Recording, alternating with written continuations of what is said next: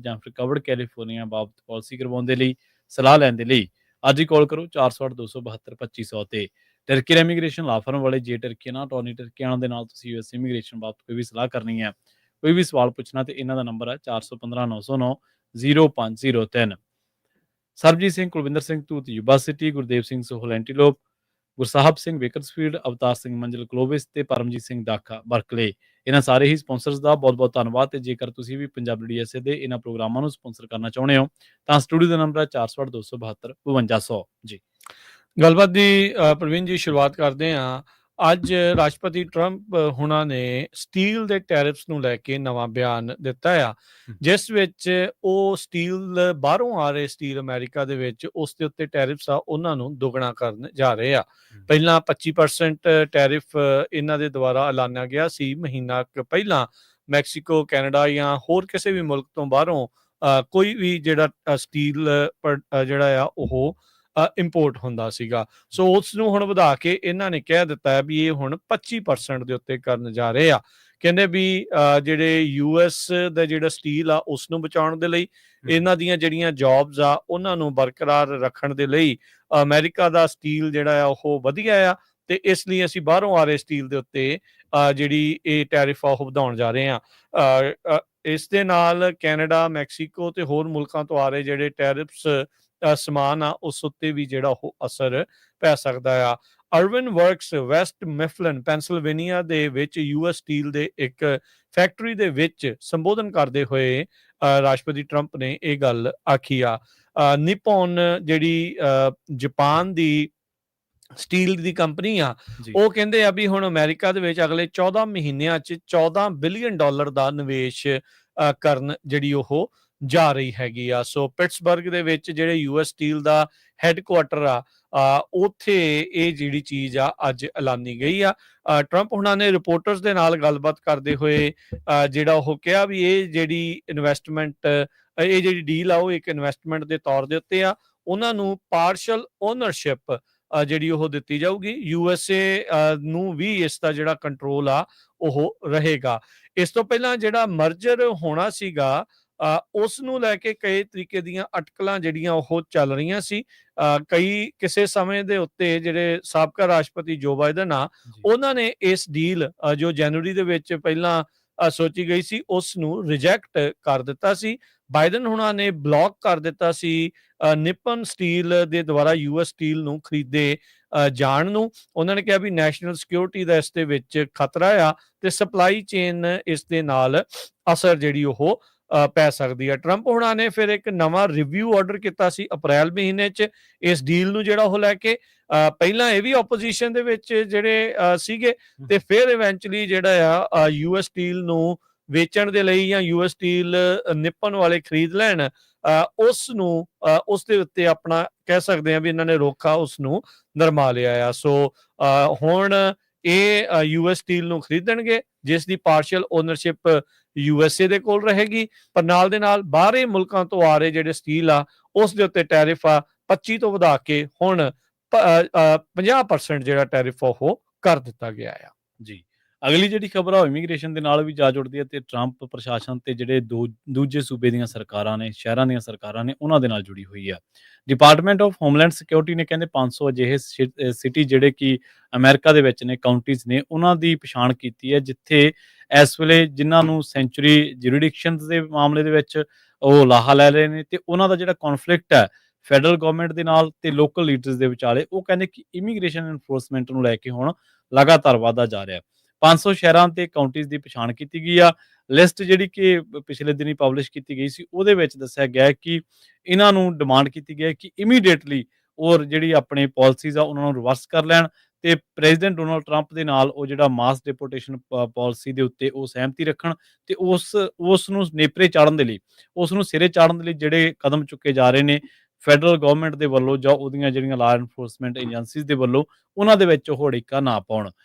Department of homeland security ਨੇ ਕਿਹਾ ਵੀ ਜਿਹੜੇ ਸੈਂਚੁਰੀ ਸਿਟੀ ਆ ਉਹ ਪ੍ਰੋਟੈਕਟ ਕਰ ਰਹੇ ਨੇ ਡੇਂਜਰਸ ਕ੍ਰਿਮੀਨਲਸ ਨੂੰ, ਉਹਨਾਂ ਲੋਕਾਂ ਨੂੰ ਜਿਹੜੇ ਜਰਾਇਮ ਪੇਸ਼ਾ ਨੇ, ਤੇ ਇਹਦੇ ਕਰਕੇ ਆਉਣ ਵਾਲੇ ਟਾਈਮ ਦੇ ਵਿੱਚ ਜਿਹੜੇ ਕੌਨਸੀਕੁਐਂਸਸ ਬਣਦੇ ਨੇ ਉਸ ਉਹਨਾਂ ਮਾਮਲਿਆਂ ਦੇ ਵਿੱਚ ਅਮਰੀਕੀ ਨਾਗਰਿਕਾਂ ਨੂੰ ਉਹ ਭੁਗਤਣੇ ਪੈਣਗੇ।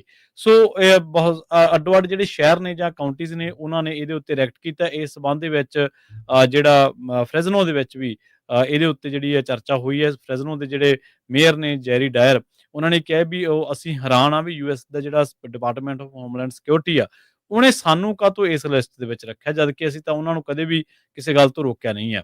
ਆਪਾਂ ਇਹ ਵੀ ਚਰਚਾ ਕਰਦੇ ਚੱਲੀਏ ਕਿ ਸ਼ੁਰੂ ਤੋਂ ਹੀ ਜਦੋਂ ਤੋਂ ਇਹ ਇਮੀਗ੍ਰੇਸ਼ਨ ਦਾ ਜਿਹੜਾ ਇਹ ਚੱਲਿਆ ਸਾਰਾ ਕੁਛ, ਉਦੋਂ ਤੋਂ ਹੀ ਕਦੇ ਇਹ ਕਿਹਾ ਗਿਆ ਕਿ ਸੈਂਚੁਰੀ ਸਿਟੀਜ਼ ਨੂੰ ਜਿਹੜੇ ਫੰਡ ਮਿਲਦੇ ਨੇ ਉਹ ਨਹੀਂ ਦਿੱਤੇ ਜਾਣਗੇ, ਜਾਂ ਹੋਰ ਜਿਹੜੀਆਂ ਉਹਨਾਂ ਉੱਤੇ ਜਿਹੜੀਆਂ ਪਾਬੰਦੀਆਂ ਜਾਂ ਹੋਰ ਜਿਹੜੇ ਐਕਸ਼ਨ ਆ ਉਹਨਾਂ ਤੇ ਲਏ ਜਾਣਗੇ। ਪਰ ਇਸ ਟਾਈਮ ਕਹਿੰਦੇ ਕਿ ਬਹੁਤ ਵੱਡੀ ਲਿਸਟ ਆ 500 ਸ਼ਹਿਰਾਂ ਦੀ, ਜਿਨ੍ਹਾਂ ਦੇ ਵਿੱਚ ਇਹ ਕਿਹਾ ਗਿਆ ਕਿ ਇਹ ਸੈਂਚੁਰੀ ਸਿਟੀ ਬਣ ਚੁੱਕੇ ਨੇ ਤੇ ਹੁਣ ਇੱਥੇ ਲਾ ਐਨਫੋਰਸਮੈਂਟ ਜਿਹੜੀ ਆ ਉਹ ਡਬਲ ਤਰੀਕੇ ਦੇ ਨਾਲ, ਡਬਲ ਪਾਵਰ ਦੇ ਨਾਲ ਹੋਊਗੀ। ਅਲਾਮੀਡਾ, Las Angeles, Sacramento, San Diego, San Francisco, ਸੈਨ ਬਰਨਾਰਡੀਨੋ ਤੇ ਵੈਂਚੂਰਾ ਤੇ ਹੋਰ ਜਿਹੜੀਆਂ ਕਾਉਂਟੀਜ਼ ਨੇ, ਸਿਟੀ ਜਿਨ੍ਹਾਂ ਦੇ ਵਿੱਚ Auckland, San Francisco, San Diego ਤੇ ਹੋਰ ਨੇ ਕਾਉਂਟੀਜ਼ ਤੇ ਸਿਟੀ, ਇਹ ਕਹਿੰਦੇ ਕਿ ਉਹ ਕੈਲੀਫੋਰਨੀਆ ਦੇ ਉਹ ਨੇ ਜਿੱਥੇ ਇਸ ਟਾਈਮ ਫੈਡਰਲ ਜਿਹੜੇ ਗਵਰਨਮੈਂਟ ਦੀ ਲਾ ਐਨਫੋਰਸਮੈਂਟ ਆ ਉਹਨਾਂ ਨੂੰ ਕੰਮ ਟਰੰਪ ਪ੍ਰਸ਼ਾਸਨ ਦੇ ਕਹਿਣ ਦੇ ਮੁਤਾਬਕ ਕੰਮ ਨਹੀਂ ਕਰਨ ਦਿੱਤਾ ਜਾ ਰਿਹਾ। ਜੀ, ਅਗਲੀ ਗੱਲ ਕਰੀਏ ਪ੍ਰਵੀਨ ਜੀ, ਤਾਂ ਇਸ ਟਾਈਮ ਖਬਰ ਜਿਹੜੀ ਆ ਰਹੀ ਹੈ ਸੈਕਰਾਮੈਂਟੋ ਤੋਂ।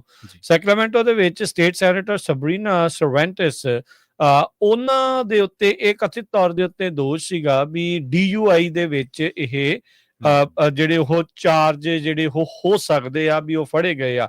ਇੱਕ ਐਕਸੀਡੈਂਟ ਦੇ ਵਿੱਚ ਇਹ ਸ਼ਾਮਲ ਸੀਗੇ, ਪਰ ਬਾਅਦ ਦੇ ਵਿੱਚ ਜਿਹੜਾ ਆ ਇਹ ਹੁਣ ਆਖਿਆ ਜਾ ਰਿਹਾ ਆ ਉੱਥੋਂ ਦੇ ਡਿਸਟ੍ਰਿਕਟ ਅਟਾਰਨੀ ਥੀਐਨ ਹੋ, ਉਹਨਾਂ ਦੇ ਦੁਆਰਾ ਕਹਿੰਦੇ ਵੀ ਟਾਕਸੀਕੋਲੋਜੀ ਦੇ ਰਿਜ਼ਲਟ ਨੈਗੇਟਿਵ ਆਏ ਨੇ, ਕਿਸੇ ਵੀ ਅਮਾਉਂਟ ਦੀ ਜਿਹੜੀ ਅਲਕੋਹਲ ਜਾਂ ਡਰੱਗ ਉਹਨਾਂ ਦੇ ਸਿਸਟਮ ਦੇ ਵਿੱਚ ਨਹੀਂ ਰਹੀ ਆ। ਸੈਕਰਾਮੈਂਟੋ ਪੁਲਿਸ ਨੇ ਪਹਿਲਾਂ ਇਸ ਮਹੀਨੇ ਦੇ ਵਿੱਚ ਜਿਹੜਾ ਉਹ ਕਿਹਾ ਸੀਗਾ ਵੀ ਇੰਪੇਅਰਡ ਡਰਾਈਵਿੰਗ ਜਿਹੜੀ ਇਹਨਾਂ ਦੇ ਦੁਆਰਾ ਹੋਈ ਆ, ਇੱਕ ਕ੍ਰੈਸ਼ ਦੇ ਵਿੱਚ ਇਨਵੋਲਵ ਸੀਗੇ, ਬਾਅਦ ਹਸਪਤਾਲ ਦੇ ਵਿੱਚ ਸੱਟਾਂ ਦੇ ਲਈ, ਮਾਮੂਲੀ ਸੱਟਾਂ ਦੇ ਹੀ ਕਹਿੰਦੇ ਉੱਥੇ ਲੈ ਕੇ ਗਏ ਆ।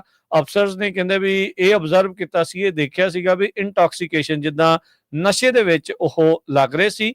ਜਿਹੜੇ ਲਾਅ ਮੇਕਰ ਆ ਉਹਨਾਂ ਨੇ ਕਿਸੇ ਤਰੀਕੇ ਦਾ ਸੋਬਰਾਇਟੀ ਟੈਸਟ ਵੀ ਨਸ਼ੇ 'ਚ ਨਹੀਂ ਆ, ਉਹ ਟੈਸਟ ਉੱਥੇ ਉਹਨਾਂ ਨੇ ਕਰਨ ਤੋਂ ਡਿਕਲਾਈਨ ਕਰ ਦਿੱਤਾ ਸੀ, ਨਾ ਕਰ ਦਿੱਤਾ ਸੀ।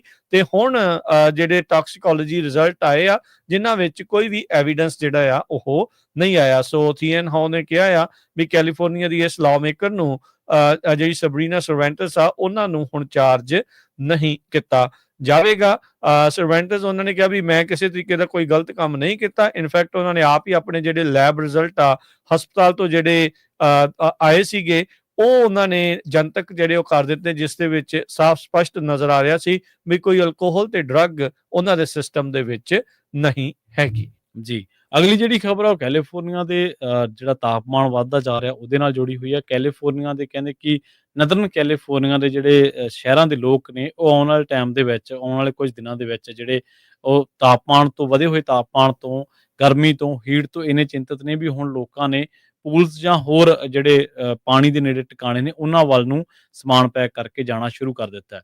ਉਹ ਕਹਿੰਦੇ ਕਿ ਜਿਹੜਾ ਟ੍ਰਿਪਲ ਡਿਜਿਟ ਹੈ ਇਹ ਹੀਟ, ਟ੍ਰਿਪਲ ਡਿਜਿਟ ਹੀਟ ਜਿਹੜੀ ਆ ਉਹ ਆਉਣ ਵਾਲੀ ਆ ਤੇ ਇਹ ਲੋਕਾਂ ਨੂੰ ਹੁਣ ਇੱਕ ਬਹੁਤ ਬੁਰੇ ਤਰੀਕੇ ਦੇ ਨਾਲ ਡਰਾ ਰਹੀ ਹੈ। ਤੇ ਕਿਉਂਕਿ ਬੱਚਿਆਂ ਨੂੰ ਇਸ ਟਾਈਮ ਸਕੂਲਾਂ ਦੇ ਵਿੱਚ ਛੁੱਟੀਆਂ ਨੇ, ਜਾਂ ਲੋਕਾਂ ਦੇ ਜਿਹੜੇ ਉਹ ਕੰਮਕਾਰ ਨੇ, ਉਹ ਜਿਹੜੇ ਬਾਹਰ ਖਾਸ ਕਰਕੇ ਕੰਮਾਂ ਦੇ ਨਾਲ ਜੁੜੇ ਹੋਏ ਨੇ, ਟਰੈਵਲ ਦੇ ਨਾਲ, ਉਹ ਕਹਿੰਦੇ ਕਿ ਹੁਣ ਉਹ ਵੀ ਪਲਾਨ ਕਰ ਰਹੇ ਨੇ ਕਿ ਉਹਨਾਂ ਨੂੰ ਕਿਸੇ ਨਾ ਕਿਸੇ ਤਰੀਕੇ ਨਾਲ ਨਿਬੇੜ ਕੇ ਤੇ ਇਸ ਗਰਮੀ ਤੋਂ ਨਿਜਾਤ ਪਾਉਣ ਦੇ ਲਈ ਹੁਣ ਪਾਣੀਆਂ ਦੇ ਜਿਹੜੇ ਵੀ ਸੋਮੇ ਨੇ ਤੇ ਉੱਥੇ ਕਹਿੰਦੇ ਵੀ ਉਹ ਨਦਰਨ ਕੈਲੀਫੋਰਨੀਆ ਦੇ ਲੋਕ ਨੇ ਉਹਨਾਂ ਨੇ ਜਾਣਾ ਸ਼ੁਰੂ ਕਰ ਦਿੱਤਾ ਹੈ। ਇਹਦਾ ਜਿਹੜਾ ਪੋਜ਼ਿਟਿਵ ਇੱਕ ਪੁਆਇੰਟ ਹੈ ਕਿ ਠੀਕ ਆ, ਇਹਦੇ ਨਾਲ ਲੋਕਾਂ ਨੂੰ ਟਰੈਵਲ ਕਾਫੀ ਕਰਨਾ ਪੈਂਦਾ, ਪਰ ਕਹਿੰਦੇ ਕਿ ਜਿੱਥੇ-ਜਿੱਥੇ ਵੀ ਪਾਣੀ ਦੇ ਸੋਮੇ ਨੇ, ਜਿਵੇਂ ਜਿੱਥੇ-ਜਿੱਥੇ ਵੀ ਲੋਕ ਇਕੱਠ ਹੁੰਦੇ ਨੇ ਬੀਚਸ ਦੇ ਉੱਤੇ ਜਾਂ ਹੋਰ, ਉੱਥੇ ਜਿਹੜਾ ਲੋਕਲ ਬਿਜ਼ਨਸ ਆ ਉਹਨੂੰ ਕਹਿੰਦੇ ਕਿ ਕਾਫੀ ਜਿਹੜਾ ਹੁਲਾਰਾ ਇਹਨਾਂ ਦਿਨਾਂ ਦੇ ਦੌਰਾਨ ਮਿਲਦਾ। ਸੋ ਉਹ ਵੀ ਇੱਕ ਪੋਜ਼ਿਟਿਵ ਪੁਆਇੰਟ ਆ, ਪਰ ਕਹਿੰਦੇ ਕਿ ਇਹਤਿਆਤ ਵਰਤੋ। ਜਿਹੜੇ ਲੋਕ ਕਿਸੇ ਵੀ ਤਰੀਕੇ ਦੇ ਨਾਲ ਕੁਝ ਲੰਘੇ ਦਿਨਾਂ ਦੇ ਵਿੱਚ ਸਰੀਰਕ ਜਿਹੜੀਆਂ ਤਬਦੀਲੀਆਂ ਕਹਿ ਲਓ ਜਾਂ ਕੋਈ ਡੀਹਾਈਡਰੇਸ਼ਨ ਵਰਗੀਆਂ ਜਿਹੜੀਆਂ ਬਿਮਾਰੀਆਂ ਨੇ ਉਹਨਾਂ ਦੇ ਨਾਲ ਜੂਝ ਰਹੇ ਨੇ, ਤਾਂ ਉਹ ਕਰੜੀ ਧੁੱਪ ਦੇ ਵਿੱਚ ਜਾਂ ਇੱਕੋਦਮ ਧੁੱਪ ਦੇ ਵਿੱਚ ਜਾਣ ਤੋਂ ਥੋੜਾ ਪਰਹੇਜ਼ ਜ਼ਰੂਰ ਕਰਨ। ਇੱਕ ਵਾਰੀ ਆਪਣੀ ਸਿਹਤ ਦਾ ਜਿਹੜਾ ਖਿਆਲ ਆ ਉਹ ਜ਼ਰੂਰ ਰੱਖਣ। ਜੀ, ਅਗਲੀ ਜਿਹੜੀ ਪ੍ਰਵੀਨ ਜੀ ਖਬਰ ਕਰਦੇ ਜਾਈਏ, ਕੈਲੀਫੋਰਨੀਆ ਦੇ ਵਿੱਚੋਂ ਜਿਹੜੇ ਲੋਕ ਆ ਕਾਫੀ ਜ਼ਿਆਦਾ ਬਾਹਰ ਜਾ ਰਹੇ ਆ। ਆਪਾਂ ਪਹਿਲਾਂ ਵੀ ਕਈ ਵਾਰੀ ਇਸ ਨਾਲ ਸੰਬੰਧਿਤ ਕਈ ਸਟੱਡੀਜ਼ ਰਿਪੋਰਟਸ ਜਿਹੜੀਆਂ ਉਹ ਸ਼ੇਅਰ ਕਰਦੇ ਰਹੇ ਆ, ਸਾਂਝੀਆਂ ਕਰਦੇ ਰਹੇ ਆ। ਕਹਿੰਦੇ ਵੀ ਕਿਹੜੇ ਸ਼ਹਿਰਾਂ 'ਚੋਂ ਸਭ ਤੋਂ ਜ਼ਿਆਦਾ ਲੋਕ ਇਸ ਟਾਈਮ ਪਲਾਇਨ ਕਰ ਰਹੇ ਆ, ਉਹਦਾ ਇੱਕ ਨਵੀਂ ਸਟੱਡੀ ਸਾਹਮਣੇ ਆਈ ਆ। ਕਹਿੰਦੇ ਵੀ ਕੈਲੀਫੋਰਨੀਆ ਦੇ 7 ਜਿਹੜੇ ਅਜਿਹੇ ਸ਼ਹਿਰ ਮੈਟਰੋਜ਼ ਨੇ ਜਿਹੜੇ ਟੌਪ 20 ਆਏ ਨੇ ਯੂਐਸ ਦੇ ਵਿੱਚ, ਜਿਨ੍ਹਾਂ ਦੇ ਵਸਨੀਕ ਪੂਰੇ ਸੂਬੇ ਨੂੰ, ਸ਼ਹਿਰ ਨੂੰ ਤਾਂ ਆਬਵੀਅਸਲੀ ਛੱਡ ਹੀ ਰਹੇ ਆ, ਸੂਬੇ ਨੂੰ ਛੱਡ ਕੇ ਹੋਰ ਸੂਬਿਆਂ ਦੇ ਵਿੱਚ ਮੂਵ ਹੋ ਰਹੇ ਆ। ਇਸ ਦੇ ਵਿੱਚ LA ਜਿਹੜਾ ਉਹ ਪਹਿਲੇ ਨੰਬਰ ਦੇ ਉੱਤੇ ਜਿਹੜਾ ਹੋ ਰਿਹਾ ਆ, ਸੈਨ ਫਰਾਂਸਿਸਕੋ ਇਲਾਕਾ ਦੂਜੇ ਨੰਬਰ ਦੇ ਉੱਤੇ ਰਿਹਾ ਆ, 5ਵੇਂ ਨੰਬਰ ਦੇ ਉੱਤੇ ਸੈਨ ਡਿਏਗੋ। ਓਵਰਆਲ ਆਪਾਂ ਟੌਪ 20 ਦੀ ਗੱਲ ਕਰੀਏ, Santa Barbara, Stockton, Modesto, Fresno, Bakersfield. ਜਦ ਕਿ ਕੈਲੀਫੋਰਨੀਆ ਦੇ ਵਿੱਚ ਜੇ ਤੁਸੀਂ ਸਟਾਕਟਨ, ਮੋਡੈਸਟੋ, ਫ੍ਰੈਜ਼ਨੋ, ਬੇਕਰਸਫੀਲਡ ਇਲਾਕੇ ਨੂੰ ਮੰਨਿਆ ਜਾਵੇ ਤਾਂ ਕਾਫੀ ਇੱਕ ਅਫੋਰਡੇਬਲ ਆਪਸ਼ਨ ਦੇ ਤੌਰ ਦੇ ਉੱਤੇ ਲੋਕ ਬੇ ਏਰੀਏ ਵਗੈਰਾ ਤੋਂ ਮੂਵ ਹੋ ਕੇ ਇਧਰਲੇ ਪਾਸੇ ਨੂੰ ਜਿਹੜੇ ਆ ਉਹ ਆਉਂਦੇ ਰਹੇ ਆ। ਹੁਣ ਕਹਿੰਦੇ ਵੀ ਇਹ ਵੀ ਜਿਹੜੇ ਅਫੋਰਡੇਬਿਲਿਟੀ ਤੋਂ ਬਾਹਰ ਲੋਕਾਂ ਦੇ ਜਿਹੜੇ ਉਹ ਹੁੰਦੇ ਜਾ ਰਹੇ ਆ। ਸੋ ਇੱਥੋਂ ਦੇ ਜਿਹੜੇ ਲੋਕ ਨੇ ਉਹ ਕਹਿੰਦੇ ਵੀ ਇਸ ਟਾਈਮ ਆਪਣੇ ਇਲਾਕੇ ਨੂੰ ਛੱਡ ਕੇ ਹੋਰ ਥਾਵਾਂ ਦੇ ਉੱਤੇ ਜਿਹੜੇ ਉਹ ਜਾ ਰਹੇ ਆ। ਕਹਿੰਦੇ ਵੀ high tax, natural disaster, wild fire, social issues ਜਿਨ੍ਹਾਂ 'ਚ ਹੋਮਲੈਸਨੈਸ, ਇਕੋਨਮੀ, ਇਹ ਮੁੱਖ ਕਾਰਨ ਰਹਿ ਰਹੇ ਆ ਜਿਨ੍ਹਾਂ ਕਰਕੇ ਲੋਕ ਇਹਨਾਂ ਇਲਾਕਿਆਂ ਨੂੰ, ਕੈਲੀਫੋਰਨੀਆ ਨੂੰ ਛੱਡ ਕੇ ਪਲਾਇਨ ਕਰ ਰਹੇ ਆ। ਜੀ, ਅਗਲੀ ਜਿਹੜੀ ਖਬਰ ਜਿਹੜੀ ਡੋਰਡੈਸ਼ ਦੇ ਨਾਲ ਜੁੜੀ ਹੋਈ ਆ। ਡੋਰਡੈਸ਼ ਨੇ ਲਾਸ ਐਂਜਲਸ ਦੇ ਉਹਨਾਂ ਰੈਸਟੋਰੈਂਟ ਨੂੰ ਜਿਹੜਾ ਉਹ $10,000 ਜਿਹੜੀਆਂ ਗ੍ਰਾਂਟਸ ਨੇ ਦਿੱਤੀਆਂ ਨੇ, ਜਿਹੜੀਆਂ ਜਨਵਰੀ ਮਹੀਨੇ ਦੇ ਵਿੱਚ, ਜਿਨ੍ਹਾਂ ਦੇ ਵਿੱਚ ਅੱਗਾਂ ਲੱਗਣ ਕਰਕੇ ਉਹ ਉਹਨਾਂ ਦੀ ਜ਼ਦ ਦੇ ਵਿੱਚ ਆ ਗਏ ਸੀਗੇ ਤੇ ਉਹਨਾਂ ਦਾ ਫਾਈਨੈਂਸ਼ੀਅਲੀ ਕਾਫੀ ਨੁਕਸਾਨ ਹੋਇਆ। ਉਹ ਕਹਿੰਦੇ ਕਿ ਅਸੀਂ, ਸਾਡੇ ਇਹ ਐਫਰਟ ਨੇ ਕਿ ਉਹਨਾਂ ਨੂੰ ਰੀਬਿਲਡ ਕੀਤਾ ਜਾਵੇ। ਹਾਲਾਂਕਿ $10,000 ਜਿਹੜੀ ਡਾਲਰ ਦੀ ਗ੍ਰਾਂਟ ਆ ਉਹ ਆਪਾਂ ਨੂੰ ਪਤਾ ਹੀ ਹੈ ਵੀ ਕਿੰਨੀ ਕੁ ਹੁੰਦੀ ਜਦੋਂ ਕਿਸੇ ਦਾ ਬਿਜ਼ਨਸ ਤਬਾਹ ਹੋ ਗਿਆ ਹੋਵੇ, ਪਰ ਫਿਰ ਵੀ ਡੋਰਡੈਸ਼ ਦਾ ਇੱਕ ਪ੍ਰੋਗਰਾਮ ਹੈ ਰੈਸਟੋਰੈਂਟ ਡਿਜ਼ਾਸਟਰ ਰਿਲੀਫ ਫੰਡ, ਉਹਦੇ ਵਿੱਚੋਂ ਕਹਿੰਦੇ ਕਿ $10,000 ਦੀ ਜਿਹੜੀ ਗ੍ਰਾਂਟ ਆ ਉਹ 20 ਲਾਸ ਐਂਜਲਸ ਬੇਸਡ ਜਿਹੜੇ ਵੀ ਰੈਸਟੋਰੈਂਟਸ ਨੇ ਜਾਂ ਜਿਹੜੇ ਫੂਡ ਦੇ ਨਾਲ ਜੁੜੇ, ਫੂਡ ਇੰਡਸਟਰੀ ਦੇ ਨਾਲ ਜੁੜੇ ਕੁਛ ਉਸ ਤਰ੍ਹਾਂ ਦੇ ਜਿਹੜੇ ਰੈਸਟੋਰੈਂਟ ਨੇ, ਉਹਨਾਂ ਨੂੰ ਹੁਣ ਇਹ ਦੇਣ ਜਾ ਰਹੇ ਨੇ। ਅਸਲ ਦੇ ਵਿੱਚ ਉਹ ਕਹਿੰਦੇ ਕਿ ਸਾਨੂੰ ਪਤਾ ਹੈ ਕਿ ਇਹ ਫੰਡ ਬਹੁਤ ਥੋੜਾ ਜਿਨ੍ਹਾਂ ਦਾ ਬਿਜ਼ਨਸ ਤਬਾਹ ਹੋ ਗਿਆ, ਪਰ ਕਹਿੰਦੇ ਕਿ ਸਾਡਾ ਇਹਦੇ ਨਾਲ ਰੈਸਟੋਰੈਂਟ ਓਨਰਸ ਜਿਹੜੇ ਨੇ ਉਹਨਾਂ ਦਾ ਮੋਰਾਲ ਜਿਹੜਾ ਡਿੱਗਿਆ ਹੋਇਆ, ਜਾਂ ਉਹਨਾਂ ਨੂੰ ਹੱਲਾਸ਼ੇਰੀ ਦੇਣਾ ਕਿ ਤੁਸੀਂ ਕੋਈ ਨਾ, ਤੁਸੀਂ ਕੰਮ ਸ਼ੁਰੂ ਕਰੋ ਤੇ ਕੰਮ ਤੁਹਾਡਾ ਫੇਰ ਵੀ ਜਿਹੜਾ ਉਹ ਚੱਲ ਪੈਣਾ। ਇਹਦੇ ਵਿੱਚ ਇਹ ਵੀ ਗੱਲ ਰੱਖੀ ਗਈ ਹੈ ਕਿ ਬਹੁਤ ਸਾਰੇ ਉਹਨਾਂ ਨੂੰ ਜਿਹੜਾ ਕੰਸੀਡਰ ਕੀਤਾ ਗਿਆ, ਜਿਨ੍ਹਾਂ ਲੋਕਾਂ ਨੇ ਪਿੱਛੇ ਕੁਝ ਸਮੇਂ ਪਹਿਲਾਂ ਜਾਂ ਜਿਹੜੇ ਆਪਣੇ ਆਪ ਇੰਡੀਵਿਜੂਅਲੀ ਕੋਈ ਵੱਡੀ ਫੂਡ ਚੇਨ ਦੇ ਨਾਲ ਨਹੀਂ, ਆਪਣੇ ਤੌਰ ਤੇ ਜਿਹੜੇ ਕੰਮ ਆ ਉਹ ਕਰ ਰਹੇ ਸੀਗੇ। ਅਮੈਰਾ ਕਿਚਨ ਨਾਂ ਦੀ ਇੱਕ ਜਿਹੜੀ ਰੈਸਟੋਰੈਂਟ ਸੀਗਾ ਇਹਨਾਂ ਇਲਾਕਿਆਂ ਦੇ ਵਿੱਚ, ਜਿਹੜੇ ਕਿ ਪਾਓਲੋ ਗੌਸਪ ਜਿਹੜੇ ਚਲਾ ਰਹੇ ਸੀਗੇ। ਉਹਨਾਂ ਨੇ ਕਿਹਾ ਕਿ ਸਾਨੂੰ ਅਸੀਂ ਸਾਰੀਆਂ ਆਸਾਂ ਉਮੀਦਾਂ ਜਿਹੜੀਆਂ ਆਪਦੀਆਂ ਛੱਡ ਦਿੱਤੀਆਂ ਸੀਗੀਆਂ। ਸਾਨੂੰ ਲੱਗਦਾ ਨਹੀਂ ਸੀਗਾ ਵੀ ਅਸੀਂ ਇਸ ਬਿਜ਼ਨਸ ਨੂੰ ਦੁਬਾਰਾ ਕਰ ਸਕਾਂਗੇ, ਤੇ ਅਸੀਂ ਸੋਚ ਰਹੇ ਸੀਗੇ ਵੀ ਇੱਥੋਂ ਮੂਵ ਹੋ ਜਾਈਏ ਜਾਂ ਕੋਈ ਹੋਰ ਛੋਟਾ-ਮੋਟਾ ਕਾਰੋਬਾਰ ਕਰ ਲਈਏ। ਪਰ ਕਹਿੰਦੇ ਕਿ ਡੋਰਡੈਸ਼ ਨੇ ਜਿਹਨੂੰ ਸਾਨੂੰ ਹੋਪ ਦਿੱਤੀ ਆ, ਘੱਟੋ ਘੱਟ ਅਸੀਂ ਉਹ ਜਿਹੜੀਆਂ ਚੀਜ਼ਾਂ ਖਰੀਦ ਸਕਦੇ ਹਾਂ ਇਹਦੇ ਇੰਨੇ ਪੈਸੇ ਦੇ ਨਾਲ, ਜਿਹਦੇ ਨਾਲ ਅਸੀਂ ਇੱਕ ਵਾਰੀ ਗੱਡੀ ਜਿਹੜੀ ਉਹ ਲੀਹ ਤੇ ਲਿਆ ਸਕਦੇ ਹਾਂ। ਸੋ ਕਹਿੰਦੇ ਕਿ ਰੀਬਿਲਡਿੰਗ, ਰੀਸਟਰਕਚਰਿੰਗ, ਹੋਪਫੁਲ ਜਿਹੜਾ ਅਸੀਂ ਹੈਗੇ ਆ ਤੇ ਉਹ ਅਸੀਂ ਕਰ ਲਾਂਗੇ। ਇਹ ਦੱਸਿਆ ਜਾ ਰਿਹਾ ਕਿ ਇਹਨਾਂ ਦੇ ਵਿੱਚ ਬਹੁਤ ਸਾਰੇ ਪੈਸਾਡੀਨਾ ਦੇ ਵਿੱਚ, ਅਲਟਾਡੀਨਾ ਦੇ ਵਿੱਚ, ਲਾਸ ਐਂਜਲਸ ਦੇ ਵਿੱਚ, ਉਹਨਾਂ ਇਲਾਕਿਆਂ ਦੇ ਵਿੱਚੋਂ ਜ਼ਿਆਦੇ ਨੇ ਜਿੱਥੇ ਬਹੁਤ ਜ਼ਿਆਦਾ ਤਬਾਹੀ ਹੋਈ ਸੀ, ਤੇ ਖਾਸ ਕਰਕੇ ਉਹ ਨੇ ਜਿਹੜੇ ਆਪਣੇ ਪੱਧਰ ਤੇ ਲੋਕਾਂ ਵੱਲੋਂ ਚਲਾਏ ਜਾ ਰਹੇ ਸੀ, ਕੋਈ ਵੱਡੀ ਫੂਡ ਚੇਨ ਦੇ ਨਾਲ ਉਹ ਰਿਲੇਟਡ ਨਹੀਂ ਸੀਗੇ। ਜੀ ਅਗਲੀ ਜਿਹੜੀ ਪ੍ਰਵੀਨ ਜੀ ਗੱਲ ਕਰਦੇ ਜਾਈਏ, ਕੈਲੀਫੋਰਨੀਆ ਦੇ ਕੁਝ ਜਿਹੜੇ ਡੈਮੋਕ੍ਰੇਟਸ ਆ ਉਹ ਇਸ ਟਾਈਮ ਆਵਾਜ਼ ਚੱਕ ਰਹੇ ਆ ਵੀ ਜਿਹੜੇ ਨੈਸ਼ਨਲ ਵੈਦਰ ਸਰਵਿਸ ਦਾ ਸਟਾਫ ਕੱਢਿਆ ਗਿਆ ਸੀ ਉਹਨਾਂ ਨੂੰ ਮੁੜ ਬਹਾਲ ਕੀਤਾ ਜਾਵੇ। ਚਿੱਠੀ ਲਿਖੀ ਗਈ ਆ ਕਾਮਰਸ ਸਕੱਤਰ ਹਾਵਰਡ ਲਿਟਨਿਕ ਹੁਣਾਂ ਨੂੰ ਤੇ ਐਕਟਿੰਗ NOAA ਦੇ ਐਡਮਿਨਿਸਟ੍ਰੇਟਿਵ ਲੌਰਾ ਗ੍ਰਿਮ ਉਹਨਾਂ ਨੂੰ। 23 ਕੰਗਰੈਸ਼ਨਲ ਡੈਮੋਕ੍ਰੇਟਸ ਉਹਨਾਂ ਨੇ ਕਿਹਾ ਵੀ ਜਿਹੜੇ ਵੈਦਰ ਸਰਵਿਸ ਦੇ ਵਿੱਚ ਕੱਟਸ ਆ ਉਹਨਾਂ ਦੇ ਨਾਲ ਜਿਨ੍ਹਾਂ ਲੋਕਾਂ ਦੇ ਉੱਤੇ ਐਕਸਟ੍ਰੀਮ ਵੈਦਰ ਦਾ ਪ੍ਰਭਾਵ ਜ਼ਿਆਦਾ ਪੈਂਦਾ ਆ ਉਹਨਾਂ ਤੱਕ ਸੂਚਨਾਵਾਂ ਪਹੁੰਚਣੀਆਂ ਜਿਹੜੀਆਂ ਉਹ ਔਖੀਆਂ ਹੋ ਸਕਦੀਆਂ ਆ। ਤੇ ਕਹਿੰਦੇ ਇੱਕ ਪਬਲਿਕ ਸੇਫਟੀ ਕ੍ਰਾਈਸਿਸ ਜਿਹੜਾ ਉਹ ਬਣੇਗਾ ਜਿਸ ਦੇ ਕੈਟਾਸਟ੍ਰੋਫਿਕ ਕਨਸੀਕੁਐਂਸਿਸ ਹੋ ਸਕਦੇ ਨੇ। ਸੋ 23 ਕਾਂਗਰੈਸ਼ਨਲ ਡੈਮੋਕ੍ਰੇਟਸ ਆ ਉਹਨਾਂ ਨੇ ਹੁਣ ਇਹ ਚਿੱਠੀ ਲਿਖ ਕੇ ਉਹਨਾਂ ਨੂੰ ਮੁੜ ਬਹਾਲ ਕਰਨ ਦੇ ਲਈ ਆਖਿਆ ਆ। ਉਹ ਕਹਿੰਦੇ ਵੀ ਰੀਇਨਸਟੇਟ ਕਰੋ ਜਿੰਨੇ ਵੀ ਟਰਮੀਨੇਟਡ ਵਰਕਰਸ ਆ, ਫੈਡਰਲ ਫਰੀਜ਼ਿੰਗ ਜਿਹੜੀ ਹਾਇਰਿੰਗ ਫਰੀਜ਼ ਆ ਨੈਸ਼ਨਲ ਵੈਦਰ ਸਰਵਿਸ ਦੇ ਲਈ ਉਸ ਨੂੰ ਲਿਫਟ ਕੀਤਾ ਜਾਵੇ, ਤੇ ਨਾਲ ਹੀ ਜਿਹੜਾ ਸਟੈਨਫੋਰਡ ਤੇ ਹੈਨਵਰਡ ਦੇ ਵਿੱਚ ਵੈਦਰ ਫੋਰਕਾਸਟ ਆਫਿਸ ਆ ਉਹ ਇੰਨੇ ਕੁ ਸਟਾਫ ਕੀਤੇ ਜਾਣ ਐਟਲੀਸਟ ਵਿੱਚ 24 ਘੰਟੇ 7 ਦਿਨ ਜਿਹੜੇ ਆਪਰੇਸ਼ਨਸ ਆ ਉਹ ਮੇਨਟੇਨ ਕੀਤੇ ਜਾ ਸਕਦੇ ਆ। 500 ਤੋਂ ਵੱਧ ਵੈਦਰ ਸਰਵਿਸ ਦੇ ਜਿਹੜੇ ਸਟਾਫਰਸ ਆ ਉਹ ਏਜੰਸੀ ਨੂੰ ਜਨਵਰੀ ਤੋਂ ਲੈ ਕੇ ਹੁਣ ਤੱਕ ਅਲਵਿਦਾ ਆਖ ਚੁੱਕੇ ਆ, ਜਿਨ੍ਹਾਂ ਵਿੱਚ ਟਰੰਪ ਐਡਮਿਨਿਸਟ੍ਰੇਸ਼ਨ ਦੇ ਦੁਆਰਾ ਬਹੁਤ ਸਾਰੇ ਪ੍ਰੋਬੇਸ਼ਨਰੀ ਵਰਕਰਸ ਆ ਉਹਨਾਂ ਨੂੰ ਜਿਹੜਾ ਫਾਇਰ ਕਰ ਦਿੱਤਾ ਗਿਆ ਸੀ, ਜਦ ਕਿ ਨਾਲ ਦੇ ਨਾਲ ਜਿਹੜੀ ਅਰਲੀ ਰਿਟਾਇਰਮੈਂਟ ਦੀ ਵੀ ਜਿਹੜੀ ਆਪਸ਼ਨਸ ਆ ਕਈਆਂ ਨੇ ਕਰ ਲਈ ਆ। ਸੋ 43% ਜਿਹੜਾ ਕੱਟ ਆ ਮੁਲਕ ਭਰ ਦੇ 122 ਵੈਦਰ ਫੋਰਕਾਸਟਿੰਗ ਆਫਿਸਿਸ ਦੇ ਵਿੱਚ ਜਿਹੜਾ ਉਹ ਹੋਇਆ ਆ। ਤੇ ਉਦਾਂ ਕਹਿੰਦੇ ਵੀ ਸਟਾਫਿੰਗ ਵੇਕੈਂਸੀਜ਼ ਅਜੇ ਵੀ 20% ਖਾਲੀ ਜਿਹੜੀਆਂ ਉਹ ਹੈਗੀਆਂ ਆ। ਸੋ ਉਹਨਾਂ ਨੇ ਇਹ ਕਿਹਾ ਵੀ ਇਹ ਰੈਕਲੈਸ ਆ ਤੇ ਅਨਨੈਸੈਸਰੀ ਰਿਸਕ ਆ, ਜਿਹਦੇ ਵਿੱਚ ਲੋਕਾਂ ਨੂੰ ਧੱਕੇ ਦੇ ਨਾਲ ਪਾਇਆ ਜਾ ਰਿਹਾ ਆ, ਜਿਸ ਦਾ ਅਮਰੀਕਨ ਪਬਲਿਕ ਨੂੰ ਕਿਸੇ ਤਰੀਕੇ ਦਾ ਕੋਈ ਬੈਨੀਫਿਟ ਨਹੀਂ ਹੋਊਗਾ। ਤੇ ਉਹ ਚਾਹੁੰਦੇ ਆ ਵੀ ਇਹ ਸਾਰੀਆਂ ਪੋਜੀਸ਼ਨਸ ਜਿਹੜੀਆਂ ਉਹ ਮੁੜ ਦੁਬਾਰਾ ਭਰ ਦਿੱਤੀਆਂ ਜਾਣ। ਜੀ, ਤੇ ਆਪਾਂ ਸਾਰਿਆਂ ਨੇ ਇੱਕ ਕਹਾਣੀ ਤਾਂ ਸੁਣੀ ਹੈ, ਸਾਰਿਆਂ ਨੇ ਪੜ੍ਹੀ ਵੀ ਆ ਉਹ ਕਹਾਣੀ, ਜਿਹਦੇ ਵਿੱਚ ਇੱਕ ਕੁੱਤੇ ਬਾਰੇ ਦੱਸਿਆ ਗਿਆ ਸੀਗਾ ਵੀ ਉਹ ਇੰਨਾ ਵਫਾਦਾਰ ਸੀਗਾ ਕਿ ਭੁਚਾਲ ਆਉਣ ਤੋਂ ਪਹਿਲਾਂ ਉਸ ਆਦਮੀ ਨੂੰ ਜਗਾਤਾ ਤੇ ਉਹਦੀ ਜਾਨ ਬਚ ਗਈ, ਉਹਦਾ ਘਰ ਡਿੱਗ ਪਿਆ। ਇਸ ਤਰ੍ਹਾਂ ਦੀ ਇੱਕ ਘਟਨਾ ਅਸਲ ਦੇ ਵਿੱਚ ਵਾਪਰੀ ਹੈ ਬੇਕਰਸਫੀਲਡ ਦੇ ਵਿੱਚ, ਜਿੱਥੇ ਇੱਕ ਕੁੱਤੇ ਦੇ ਵੱਲੋਂ ਫੈਮਿਲੀ ਨੂੰ ਜਗਾਉਣ ਕਰਕੇ ਉਹਨਾਂ ਦੀਆਂ ਜਿਹੜੀਆਂ ਜ਼ਿੰਦਗੀਆਂ ਸੀ ਉਹ ਬਚ ਗਈਆਂ। ਅਸਲ ਦੇ ਵਿੱਚ ਘਰ ਨੂੰ ਅੱਗ ਲੱਗ ਗਈ ਸੀ। ਸਾਊਥ ਵੈਸਟ ਦੀ ਇਹ ਫੈਮਿਲੀ ਦੱਸੀ ਗਈ ਆ।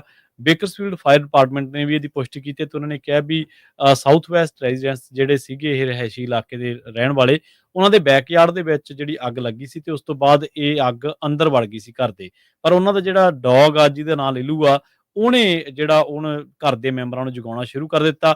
ਘਰ ਦੇ ਕਹਿੰਦੇ ਕਿ ਅਸੀਂ ਸ਼ੁਕਰਗੁਜ਼ਾਰ ਹਾਂ ਕਿ ਸਾਡੀ ਜਿਹੜੀ ਜ਼ਿੰਦਗੀ ਆ, ਲਾਈਫਸ ਆ, ਇਹਦੇ ਕਰਕੇ ਬਚ ਗਈਆਂ। ਘਰ ਤਾਂ ਬੇਸ਼ੱਕ ਸਾਡਾ ਇੱਕ ਹਿੱਸਾ ਜਿਹੜਾ ਉਹ ਅੱਗ ਦੀ ਜ਼ਦ ਦੇ ਵਿੱਚ ਆ ਗਿਆ, ਪਰ ਪਰਮਾਤਮਾ ਦਾ ਸ਼ੁਕਰ ਹੈ ਕਿ ਸਾਡੀ ਜਿਹੜੀ ਜ਼ਿੰਦਗੀ ਆ ਉਹ ਬਚ ਗਈ ਆ।